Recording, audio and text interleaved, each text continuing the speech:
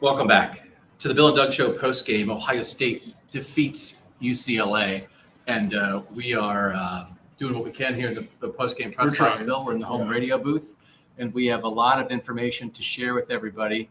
There's a weight loss commercial playing in my ear. Also, can we get the our producer to turn this off? Turn off. Just hit that X right there. You got it. There you go. My goodness, we're professionals. Bill Landis. Ohio State defeats UCLA 48-10, but there's only one story from this game. Is that correct? Yeah, the injury status of Carnell Tate, who did not play, and the future prospects for Jeremiah Smith, who played, 3 drives, I think, to the point I believe where Ohio State was up 17-0, and then I think came out of the game there. It might have played a play or two after that, but yes, what is the status of those two moving forward? Yes, and by the way, we are we're running hot here in the press box at Ohio Stadium. We both attended the game today. If you hear anything or see anything that is junked up, you guys are the producers tonight. So thanks for being unpaid producers of the Bill and Doug Show. Okay, Jeremiah Smith and Carnell Tate. Carnell Tate did not play. Jeremiah Smith, as you said, played several series and then went out of the game. Let's start with the post game. Let's start with what Ryan Day was asked about. I asked Ryan Day as the final. You and I had the mic, and we knew we had to ask about injury questions, and it was the final question.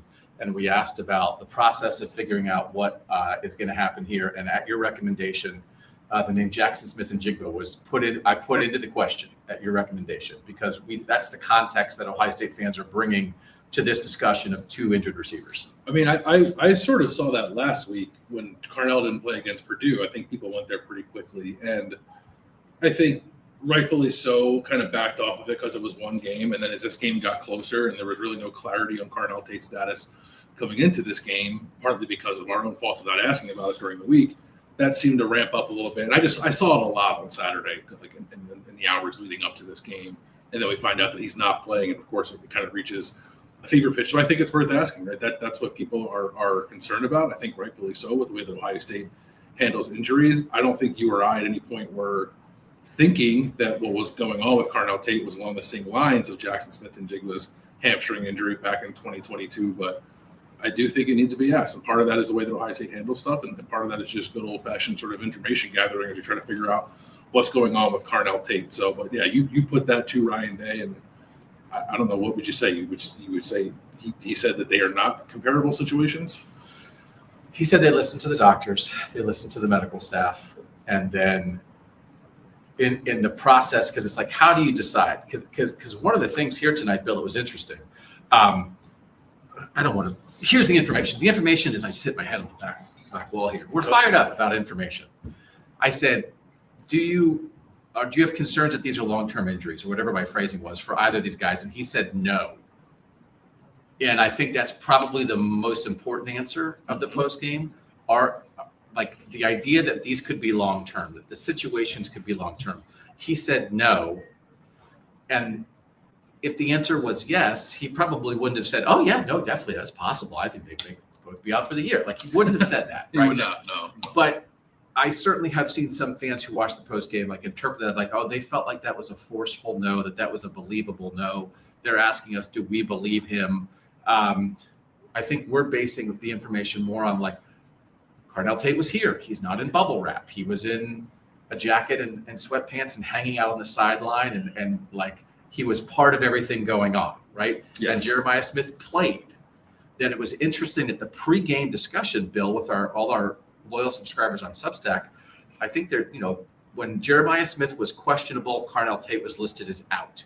That's the injury report that is officially released 2 hours before kickoff each week by Ohio State. I think some people were like, oh man, questionable for Jeremiah Smith. Is this load management? Like, are we not going to see either of these two great receivers just because they're playing it safe or whatever? And then once Jeremiah Smith played, and then he was favoring something, then there did seem like this discussion turned a little bit of like, why did this guy play at all? And I followed Jeremiah Smith off the field. We can talk about that in a moment. But it was interesting that I think it started off with like, okay, are they really hurt? To holy moly, why aren't these guys in bubble wrap?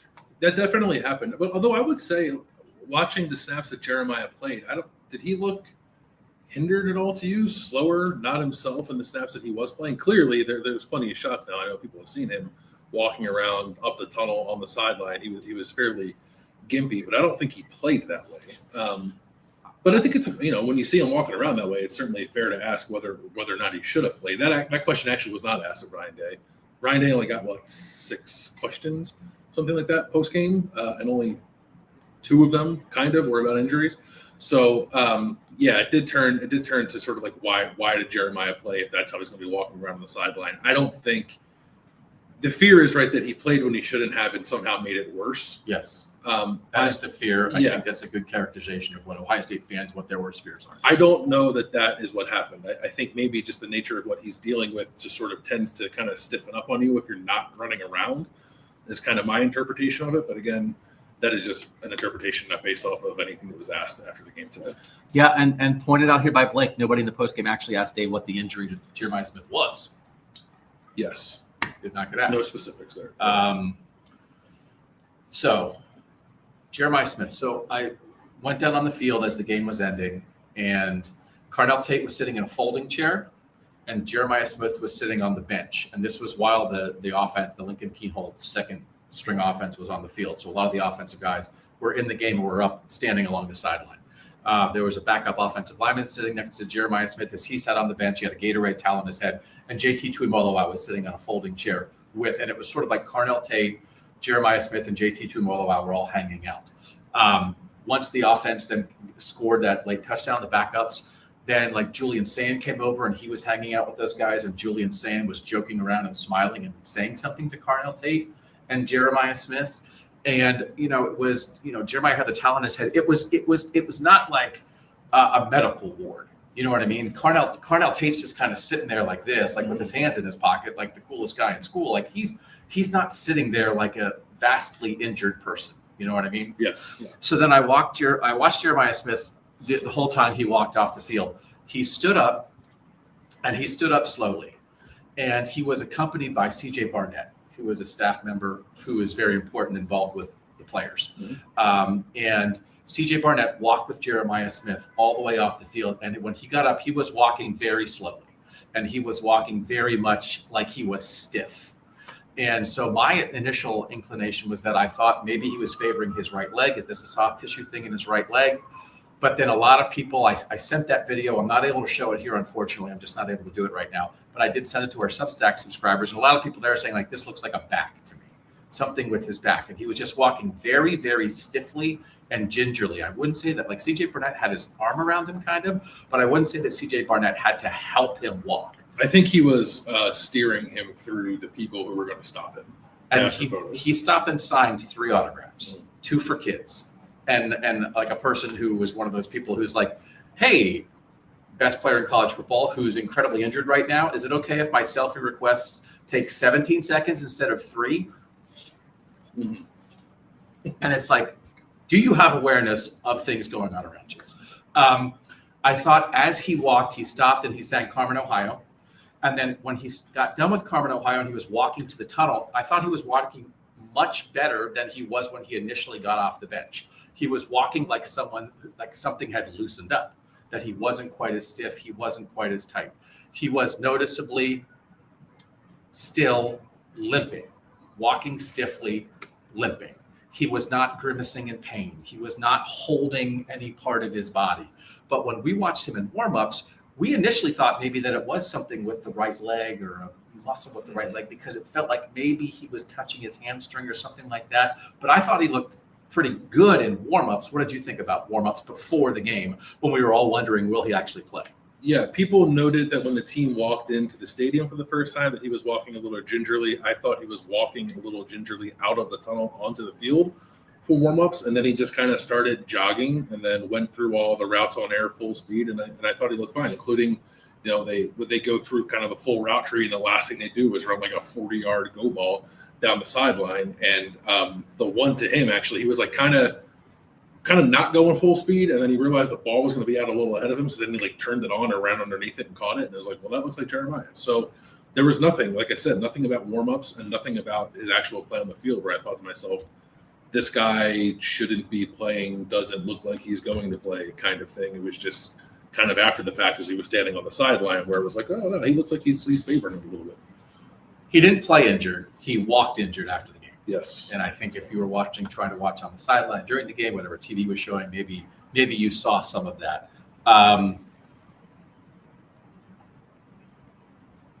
I don't think it's freak out mode. I don't. And there are a lot of people in the chat on YouTube. We appreciate everybody being here. If you want more coverage, you can find us on Substack, Bill and Doug, OSU.substack.com. Like, subscribe, tell a friend about the Bill and Doug Show. I don't think it's freak out mode. I don't. And we're trying to parse words. We're trying to figure out the tone of Ryan Day's voice of like, was he walking 60% stiff? And then all of a sudden he was only walking 36% stiff. We're not doctors. We're not mind readers. But again, some of this stuff, like if people are really worried about like what's going on with stuff, like our guys around, like Carnell Tate was here. Carnell Tate was here with his teammates, hanging out the whole game, looking relaxed, looking fine. Jeremiah Smith played in this game. So if the discussion is like, and it is the discussion, it is literally the only discussion that matters about Ohio State right now. The run game doesn't matter. The offensive line doesn't matter. Of course, those are little things like the kicking game. Great. All the things we talk about all year. The only thing that matters is are Carnell Tate and Jeremiah Smith going to be healthy for the Michigan game and the playoff run? It is the only thing that matters about Ohio State. And so there are a lot of people in the chat here on YouTube, Bill, I think, saying, don't play him next week against Rutgers. And so it's hard to argue with that. But again, if they don't play next week, like I don't think it's a 5-alarm fire, right? He was stiff walking off the field. This is 2 straight games Carnell Tate has not played. And Carnell Tate, the difference, last week was sort of a surprise. He's out. He was out on the injury report. Last week he warmed up. Last week he was not on the injury report. Dressed, warmed up. Nobody thought anything about it until Ohio State went through its first drive and he didn't play. Right. So we want to give you all the information that we have. I think that's all the information that we have, right? Yeah. Is it okay to like go off vibes a little bit? Yes. If anyone at Ohio State truly thought that they could be without Carnell Tate or Jeremiah Smith long term, don't you think we'd be able to tell?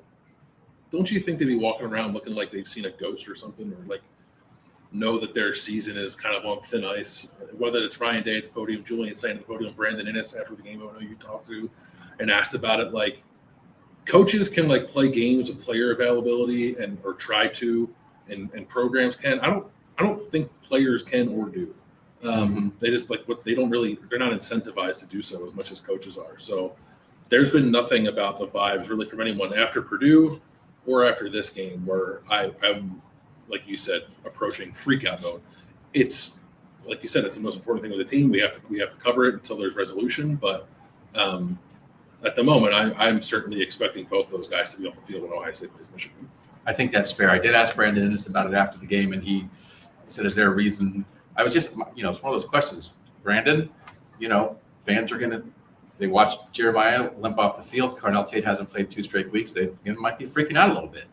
And basically, is there a reason for them to be freaking out? And he was like, whatever the paraphrase was, it was no, it'll be fine, like that kind of thing. Yeah. So, and Brandon Innes, it's one of those things, like, what else could he say? I mean, he could say, I don't know, it's just next man up, whatever happens, and like he didn't say that. It's not his job to give an injury report. Maybe I shouldn't be putting him in that situation, but he's a captain. He's a captain, and he's a very smart person that I think has a really good handle on this locker room, as evidenced by last year.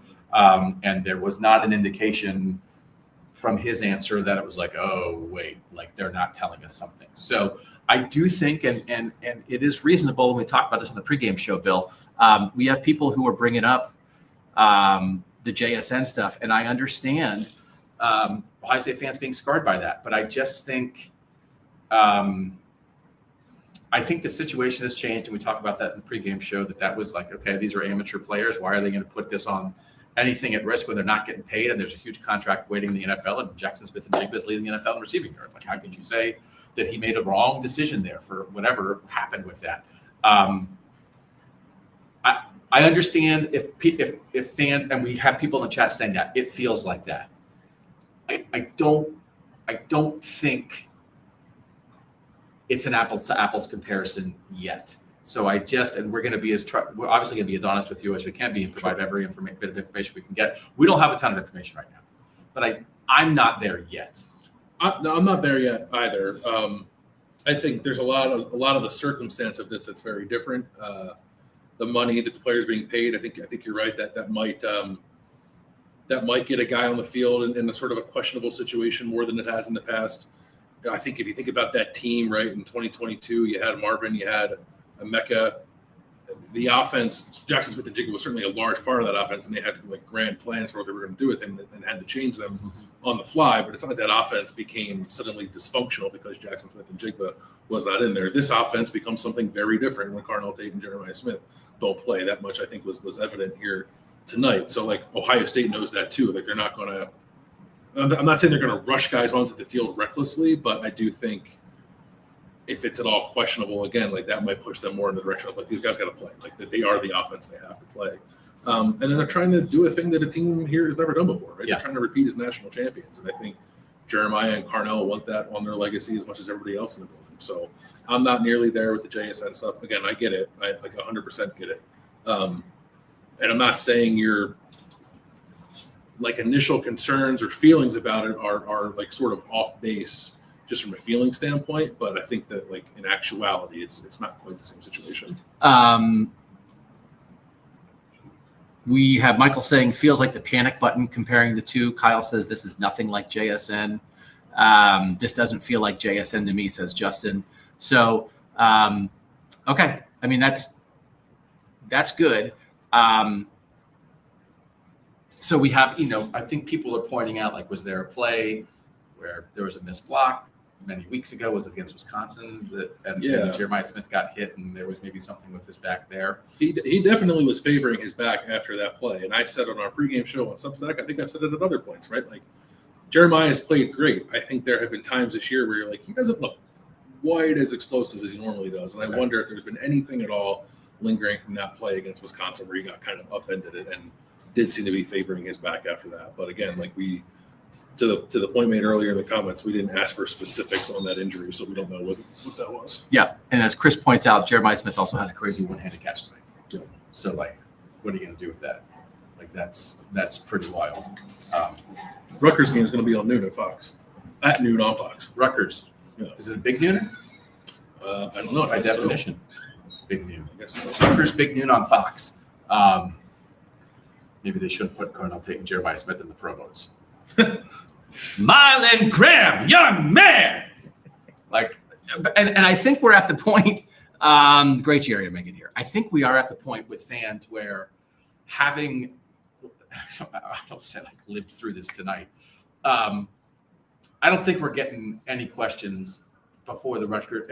If, and it's an if, Jeremiah Smith and or Carnell Tate are limited, don't play, are on the injury report for the Rutgers game, I'm not sure we're going to get any responses from fans that are like, aren't they really hurt? Load management. I think the load management discussion ended when Jeremiah Smith walked off the field at the end of the game with a stiff back. Yeah, we're past that. They were doing some of that in this game with some of the substitutions they were making. Yeah, especially on the defensive side of the ball. But no, that is clearly not what is going on with the two receivers. Yeah, Bob says we're overthinking it. Okay. Yeah, very well. Yeah, certainly possible. Yeah. So, okay. So it's the only story, and it's one of these things. Like someone was talking about, like, oh, we're nitpicking receiver help. This is not nitpicking. These are the best receiver in college football, and then whatever, the second, third, fifth best receiver in college football. Mm-hmm. One hasn't played for 2 games.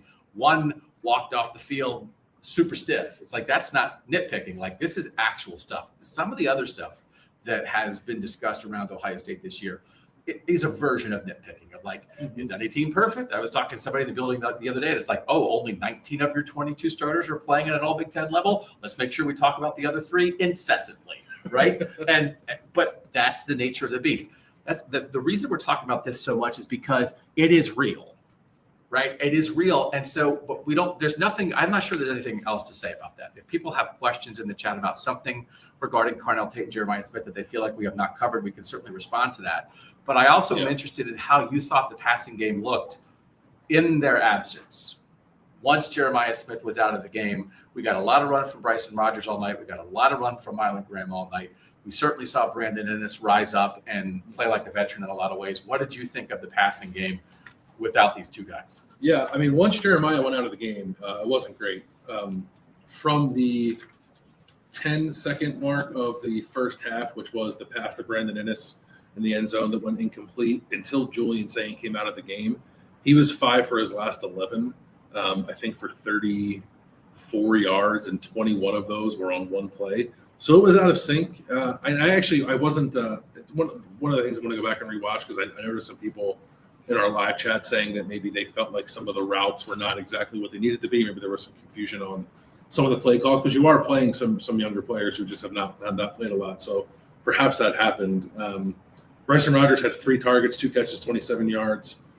Quincy Porter had 1 target, 1 catch, 14 yards. Mylan Graham, 7 targets, 3 catches, 40 yards. It did seem kind of like most out of sync when Julian Sain was throwing to Mylan Graham. There was the one that kind of went off his hands in traffic. There were a couple others that were just like kind of nowhere near a place where I thought Mylan Graham could make a play on the ball. So I think it was pretty evident that the rapport with those guys is not as strong as it is with Carnell Tate and Jeremiah Smith, which is not surprising.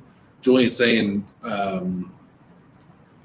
didn't disagree with it, but sort of like didn't really give that much credence when asked about it after the game. Okay. He said it was more, he just felt like he was a little off with his mechanics, Okay. which he has said before.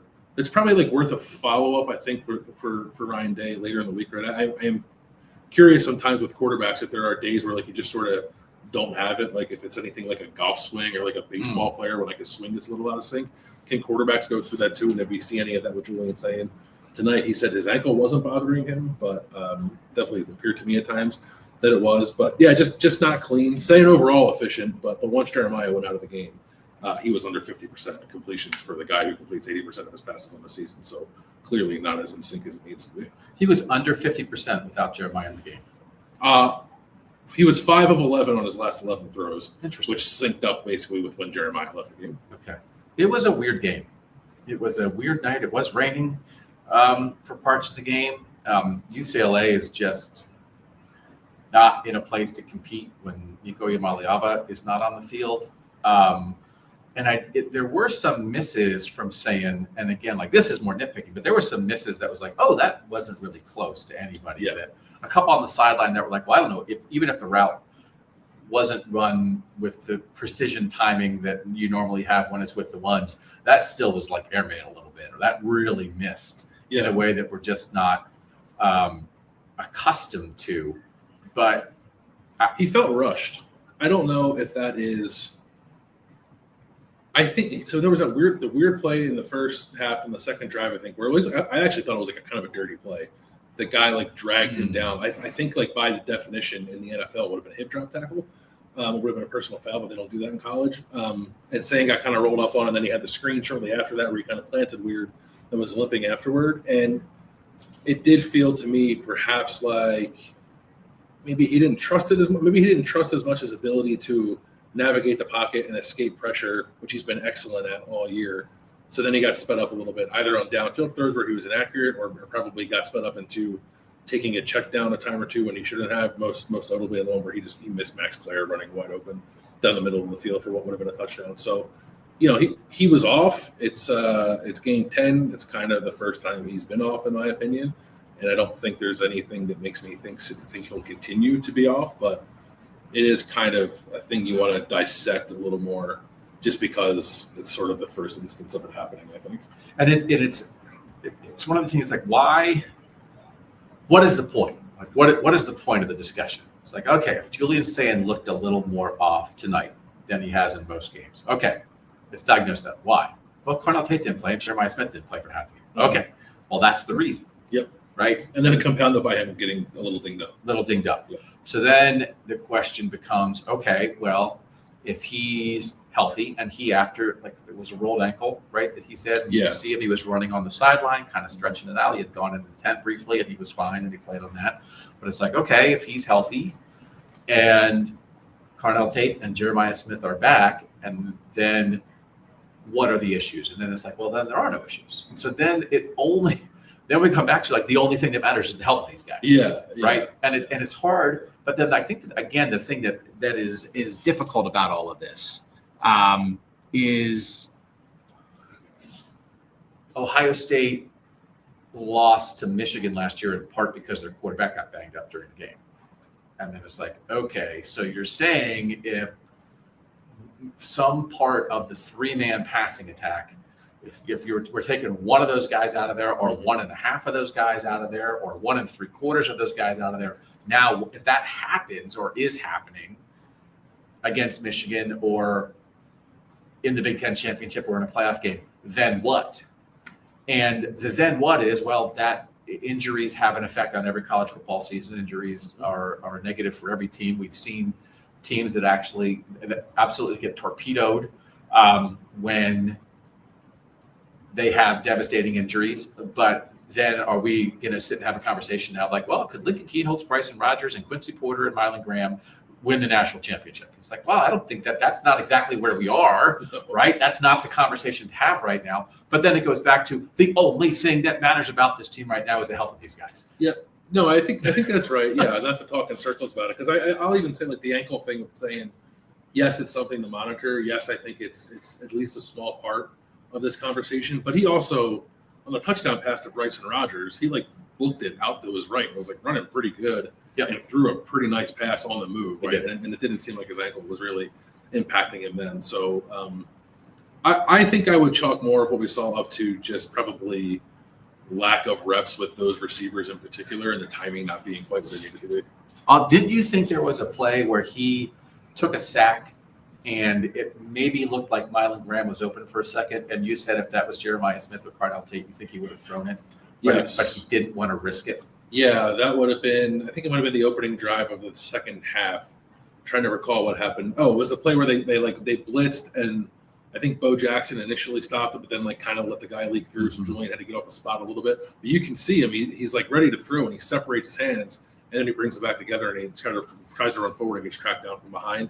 And if you watch it sort of like on the wide view, you do see, I think, Mylan Graham kind of coming open on an in-breaking route. And it's easy to pick these things apart when you're not looking at it from behind the quarterback or anything like that. But yeah, I thought that in that moment, had one of his mainstay security blankets been running that route, he probably would have thrown it. Moose is saying Jay Richardson on ABC 6 said that Jeremiah's injury looked like a pulled hammy. Thoughts?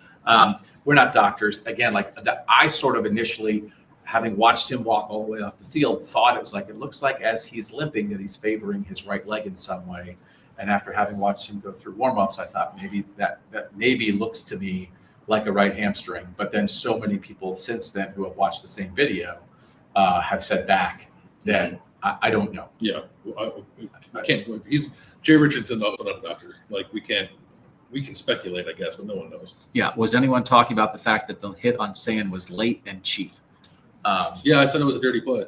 Yeah, I thought it was. It was a smidge late, but more than that, I thought it was dirty. The way that guy slid to the ground and tried to drag Julian down with him. Yeah, he got kind of pulled in a weird way, in an unnatural way. You hate those things, like anything when you're doing like an unnatural move to a guy to bend his leg the wrong way, or it's funny that I think like the guy, remember last year, the Northwestern guy who like in the pile or whatever, like twisted Jeremiah's ankle. Yeah. That guy's really good now. That guy who did it last year was kind of like, I don't know, that is some backup. And it's like, that guy had a pick today against Michigan. Anyway, okay. I say we just run it 60 times versus Rutgers. So here's the thing. It's like the worst defense in the country. Probably not a bad plan. But it's also like, but what is the point? Because so what is the goal against Rutgers? Is the goal to moderately bubble wrap the best players on this team and just make sure that everybody is as healthy as possible for Michigan and beyond? Maybe. I think yes. But to me, part of it would be, and I think part of it was on display tonight. If people are not anticipating, people in the Woody are not anticipating that these are long-term things with Carnell Tate and Jeremiah Smith. But what if they are? What if they get re-aggravated? I think you still need to work out your passing game, a passing game that does not include Carnell Tate and or Jeremiah Smith to some degree, because if for some reason something happens that are related to these current injuries or not. And all of a sudden, you're in a playoff semifinal, and Julian Sand is throwing the ball to Quincy Porter, Brandon Innes, and Bryson Rogers. Do you think you can win that game? And so that's what and people are saying, like, don't play Julian. Well, if his ankle is any kind of issue, okay. But I would be very interested, I think, still, if I were Ohio State, in working out Julian Sand and the number 2 receivers in pursuit of the worst case scenario. Yeah. Where these 2 best receivers in the country are out. So I don't necessarily agree with, like, shut it down and run the ball. No, I think there might be a balance you need to strike there. First and foremost, I think is Julian's health. Is he okay to play? Based off what we saw today, I think he would be, and based off how he was talking about it after the game, I think he would be. I guess we know how that goes. You wake up the next morning and it feels a little different. We'll see. But yes, like, you have to at least entertain the possibility, even as you and I don't believe this is like a long-term thing. You have to entertain the possibility that it could develop into one, and then, like, you still need to bring your passing game to the postseason. Because that's the other thing. Someone asked this in our chat, like, Ohio State locked up a playoff spot tonight, right? Like, they're going to play in the playoff. So Yes. whether or not, and we think they'll have Jeremiah Smith, Carnell Tate in the offense will be what it's been in the playoffs, but to protect against the whatever percent chance, even if it's less than 5% chance that you might not, clearly Julian needs to get some throws in with these receivers. So if he's healthy enough to play, I think you do need to work on that a little bit next week. Maybe it's not the full-on game plan, right? And maybe Lincoln Keenholz does play a little more if that's the case. But I don't think you can just sort of shelve your passing attack when you need to get those reps with Julian and the young receivers. Like, subscribe, tell a friend about the Bill and Doug Show. Join us on Substack, Bill and Doug OSU.substack.com. If you want to go check out our friends at Roback.com, RHOBACK.com. They have all kinds of, like, cool game day collection kind of things. They got polos and hoodies and quarter zips. They have, like, casual, like, little subtle, sharp Ohio State logos on them. If you use the code BAD20, you'll get 20% off your first order. And by the way, like, we get a little something in return, right? And we're just 2 guys trying to make it in this crazy world of ours. Right. People thought Gabe Van Sickle looked good. A couple of those big runs popped when Gabe Van Sickle was out there. It felt like maybe because he got back-to-back drives, which I actually don't think in this entire time where Ohio State has been rotating at the right guard spot, I'm not sure we've seen the guy who's rotated in play back-to-back drives before. And Gabe Van Sickle got that today. But then on that last drive of the first half, Tegra Shabola came in, and then Tegra was back in that spot at the start of the second half. But, in the run game, it did seem like Gabe played okay. Again, that's the thing you kind of have to go back and watch. It all comes with the qualifier that UCLA's run defense is bad. But I thought there was some nice movement generally up front. And I would say at the very least, didn't notice a drop off when they started rotating in right guard. And then there were definitely moments where it felt like there was some improvement there because there were, again, a couple breakdowns with Tegra Shabola early. But by and large, probably a fine game from Tegra, all things considered. But enough of those things that people have been concerned about all year popping up still. And I was actually surprised it was Gabe Van Sickle. I thought once we saw that Josh Padilla wasn't going to play, I thought Ethan Onyalmo was going to rotate in. He didn't. In fact, he didn't get into the game on offense until the second team offense was on the field with Lincoln Keenholz, and then Onyalmo was playing left guard when that happened. Which I don't think he's played yet this year. So he's played right tackle, right guard, and left guard now. Ethan Onyalmo has, but he played left tackle at Rice last year. And he played left tackle at Rice last year. So he's got versatility. But again, not the guy who's knocking on the door to rotate in with Tegra Shabola. I don't disagree with this. Someone said the whole point is that is Julian and getting Julian ready for this. But I mean, obviously. But I actually thought it was a little bit of a thing that Lincoln Keenholz led the second team offense down the field and scored. That he made 3 for 3, 34 yards. You've got to work that out. And Ohio State fans don't need a lesson in backup quarterback history. But when you see a guy, and it's one of those things, I wrote earlier this year that I think Lincoln Keenholz is the exact kind of backup quarterback you would want for a team like this, that he's been around, that he knows the offense, that he's not some transfer who just got here, that they're trying to teach the culture and show him where the bathrooms are and make sure he knows all the play calls. He knows what's up, and he's been through it. He was in a competition with Julian Sand, and I just thought it's not at the top of the list because Julian Sand had a tiny little ankle turn, and you want your best players out there to win a national championship. But Ryan Day would have been mad if they didn't score. Yeah, definitely. That was like a long, sustained drive, too. It was like 12 plays, 75 yards. I think it was a nice drive. Primarily running it, but it was a nice drive from Keno. Yeah, it's just good. I mean, there have been a lot of times the last couple of years where the second-team offense has gotten into the game and done absolutely nothing. Yep. And I actually think, we've not seen it a ton, but when we've seen it this year, that's looked pretty good. That's like mildly encouraging. Yeah. But that was good. James Peoples hurdled a guy. Awesome hurdle. Great touchdown run there. Great touchdown run at the end. He seems like it's like maybe starting to figure it out a little bit. Like, it's interesting, right? Because CJ Donaldson did not play. Yes. There's other injury stuff in this game besides the receiver, but CJ Donaldson did not play, and then just kind of collectively, Bo Jackson, Isaiah West, James Peoples, I thought all played pretty well. And Ohio State rushed for 200 yards for the first time since the Ohio game, and they all kind of like Peoples and West each had 30-plus yard, or excuse me, Jackson and West had 30-plus yard runs, and Peoples had that 19-yard touchdown run that might have been honestly the best run anyone's had for Ohio State this year. So all three of those young guys seem like they're starting to get it a little bit. James Peoples hurdled a guy, and he said he was a hurdler through his sophomore year of high school before he focused on football. He said his mom was a great hurdler. He said his dad also hurdled, and I showed him the screenshot of his hurdle, and he said, that's perfect form. And so that guy knows what's up. It was nice to see. And he sort of admitted that, like, I think he was saying, like, he's just practicing better, just like I think these young guys running hard and maybe running it like they don't know what they don't know. And I think not that James Peoples is a super veteran guy, but he got a few carries last year. He's more veteran than 50-something. Two true freshmen. I think maybe you can be a bit too careful. And then it's like, oh, what's Bo Jackson doing? It's like, I don't know. Bo Jackson just trying to run people over. Yeah. And it's like, what's Isaiah West doing? I don't know. He's going north-south. And I think that he sort of said it after the game tonight, something clicked in with James Peoples once those guys, he was too tentative early in the year. Once those guys started running hard. And so we've talked about the run game all year. This was a nice night for the run game. Yeah, it was. I think I said at the outset of this sort of 3-game stretch, Purdue, UCLA, Rutgers, it should look good because they're all bad defenses. They're all bad against the run. But it's nice to build confidence. And schematically, I do think they're still trying to figure out exactly what they need to be hanging their hat on and what suits the offensive line best.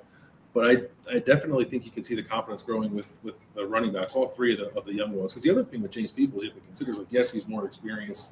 He's a sophomore. The other guys are freshmen. He did get 50 carries last year. It was in garbage time, right? He's running against backups.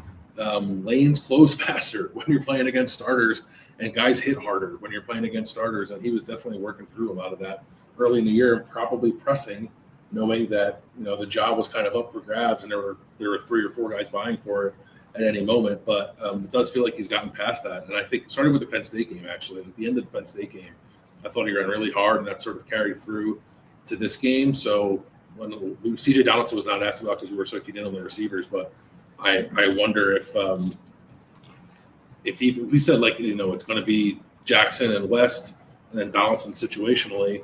Well, Bo ran pretty well in short yardage today, and all 3 of those guys ran better today than I think sort of in normal situations, and Donaldson has all year. So I don't know. Maybe there's some more movement there than I realized. Yeah, I mean, and it does matter. Of course, it matters. And it was an example of something tonight. I mean, this is actually the whole point of why we talked about the run game all year, because it was like, just guess what? This was the worst night for the pass game all year. Mm-hmm. So what they do? They ran for 200 yards. Yeah. And again, UCLA is terrible. Yeah. They are non-functional. I don't know. It's because Nico played. But like Nico Yamaliama didn't play. They had nothing. They had nothing. They moved the ball against the backup defense at the end of the game. They had one drive. Bob Chesney maybe for that. JMU coach Bob Chesney would be a great hire for UCLA if they can make that happen. I bet their defense is better if they hired him. Yeah. So, okay. We're leaning forward because we're trying to read some of the comments in the YouTube chat. Someone said Doug just Mitch McConnell. Oh, I did it on purpose. I did it for effect. I didn't freeze. That's for effect. that was an awful performance. That was among the worst Big Ten teams that I've seen come in to Ohio Stadium in 20 years. And Ryan Day said, like, the word came out late last night, like that Nico's not playing, but also who cares? Yeah, it didn't the line didn't move until it was revealed that Carnell Tate wasn't playing and Jeremiah Smith was limited. Yeah. I could give two squats about who UCLA's quarterback is or what effect it had on Ohio State, because this game is over. UCLA's quarterback has no effect on your life the rest of your entire life. And Carnell Tate and Jeremiah Smith have injuries. So, like, I don't care about – there's not – if you're writing a feature story right now, throw your feature story right out the freaking window, because it doesn't matter. We have a bunch of feature stories. We like a whole plan for next week about, like, oh, we could do this and we could do that. It's like, oh, talk to people. It's like, wow. Just analyze, like, Jeremiah Smith's post-game walking gait in 9 different ways and have that be the entire story. Oh, UCLA's punt that was blocked was amazing.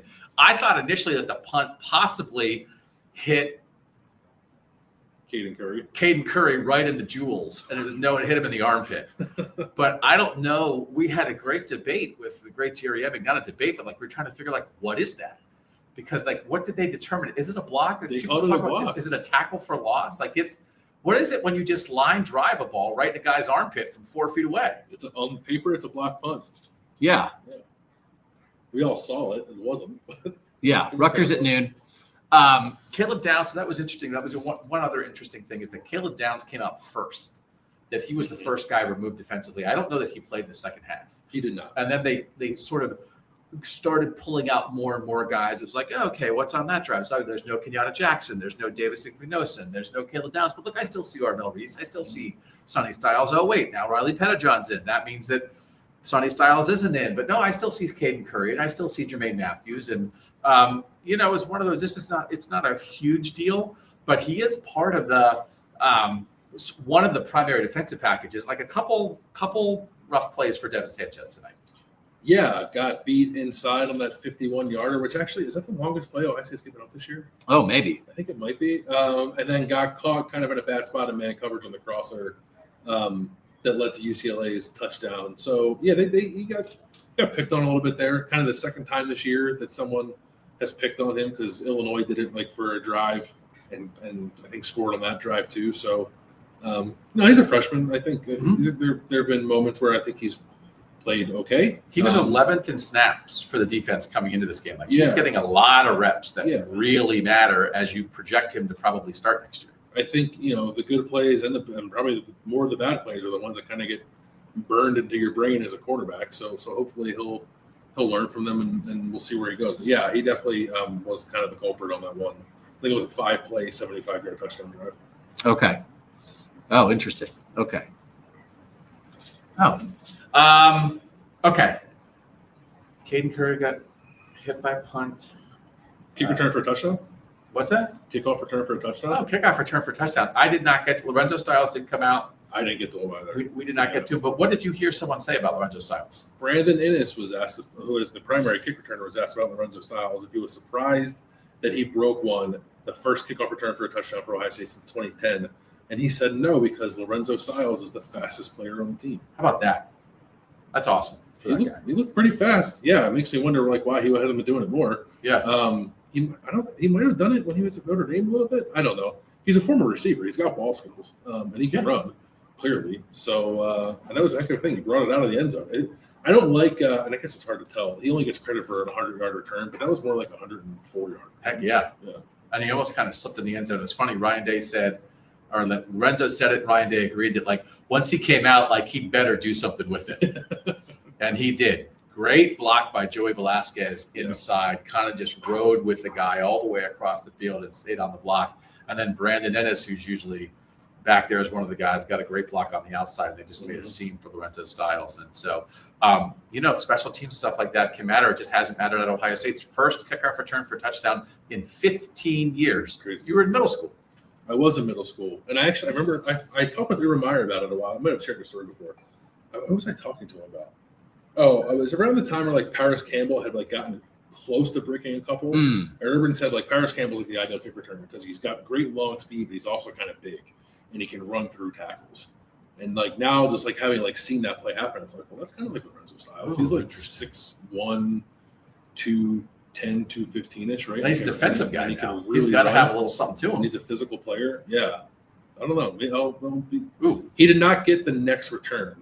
He's kind of always back there, but the ball sort of always goes to Brandon Ennis, and Ennis got the one after that. But maybe next week they'll let Lorenzo bring another one. that'd be interesting. No, so people are asking, like, Davis McMinosa, and I was just saying that, like, as they started to pull starters out of the second half just for rest, just to get backups reps, there was a drive where I think maybe they had 7 or 8 starters out there, but Caleb Downs wasn't out there. Kenyatta Jackson wasn't out there. Davis Igbenogson wasn't out there. They were just rotating some of these guys through. And this is one of these things, again, Bama lost, whatever. I guess I have to think Bama's great because everyone yells at me when I try to pretend that Bama's not great. I picked Bama to win this week just because it's good for the SEC that Oklahoma beat Alabama. Now Oklahoma's going to make the playoff. Ole Miss tried to lose. They would have lost, except DJ Lagway threw a horrendous pick.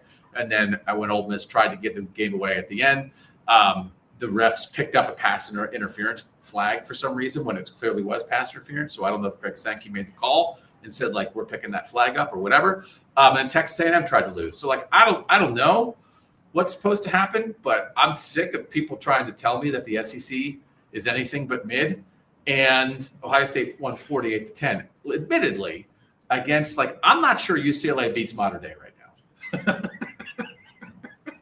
I mean, Mater Dei has like more 5-stars on it than UCLA put on the field tonight. Yeah, they do, which is part of UCLA's problem, I think. I don't know. I might give them a shot against the high school team. I don't know.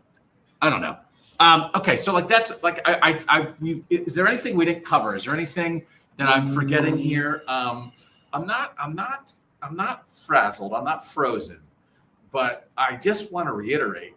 No, and I think the people in here watching get it. Like, this is the only thing that matters. Like, the run game's back in shape. They'll get right guard figured out. Whatever, Like, it's hard to have 22 perfect starters.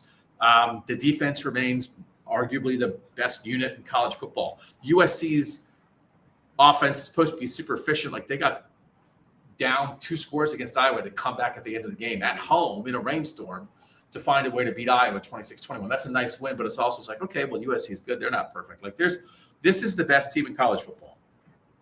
They are the only team, like, the closest they've been pushed to the wire was by Texas in the opener when they had a quarterback who was trying to figure it out and a new defensive coordinator calling a defense for the first time and a new offensive play caller. And so anytime that people try to bring up, Ohio State only beat Texas by this, it's like that was a brand spanking new Ohio State in a lot of ways. And they have been, I think, gradually finding themselves and improving over the course of the season. And even that game, it's like it wasn't exactly ever like truly, truly, truly in doubt. And everybody else in the country has lost or been pushed to the absolute wire because Indiana got pushed last week against Penn State, and Texas A&M was down 27-3 and had to come back. And no, they were down 30-3. 30-3. The biggest. I mean, whatever. The SEC is filled with a bunch of mid losers, and so it's like, okay, congratulations on getting down to a bad South Carolina team, and then congratulations to South Carolina for freaking handing the game over. I actually think Texas A&M is good, but it was just a reminder that this is the best team in the country. They haven't been pushed like that, and the only thing that matters is, are they going to be healthy when it matters the most? Because if Ohio State is healthy when it matters the most, they are the no doubt about it odds-on favorite to win the national championship. Nothing is guaranteed, but when they are healthy and playing their best, they clearly are the best team in the country. And so congratulations, everybody. Good luck with your feature stories. One thing matters with this team right now. I have nothing to add to that. I did see the UCLA equipment truck before the game. It's a nice truck. I love equipment trucks. Is it blue? It is. It's nice light blue. Yeah. And the one thing I will say is that when you and I were watching like very intently, along with everybody else on the beat, pregame with like Jeremiah Smith coming out, and you're just getting glances of guys coming out of the tunnel. And you noted, and it's just a very astute point, that like you can go like this and you can confuse Arvell Reese and Jeremiah Smith just because their hair is a little similar. Mm-hmm. And I think it is a great compliment to both of them that you can look at a receiver and a linebacker / defensive end and perhaps initially not be sure which one it is because The linebacker defensive end looks like a receiver, and the receiver looks like a linebacker defensive end. And it's why they right now are playing like arguably the two best players in college football. Yeah, I do it all the time when they're walking out of the tunnel because I just kind of catch the hair first and go, oh, there's Jeremiah. Nope, that's Arvell. Jeremiah's behind him. But yes, physical profiles, not all that different for guys who play very different positions. That would be one of those, hey, man, if Jeremiah can't go, could you play Arvell at receiver? You know, like yeah. You want to throw a bubble screen to Arvell Reese and ask a little 5'10", 195-pound corner to tackle Arvell Reese? Hey, Ryan, we got a plan for you. Okay. Thanks to you guys for being here. Sorry we keep leaning forward. We wanted both of us to be here tonight because you never know what's going to happen. And I'm glad that we were both here tonight, Bill. Yeah, as am I. The game itself, a little uneventful, but important things happening that we need to be on top of. So glad we were both here. Yeah. No.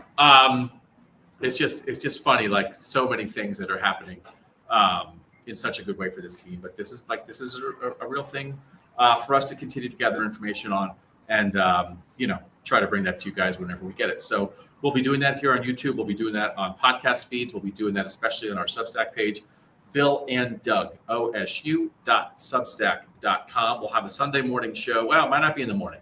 We'll have a show on Sunday, the Sunday Sound Off, where we take questions and comments from our Substack subscribers. That goes out only to our subscribers. If you guys want to go on and join the Substack over there and see what's going on. So thanks to you guys, as always, for being here.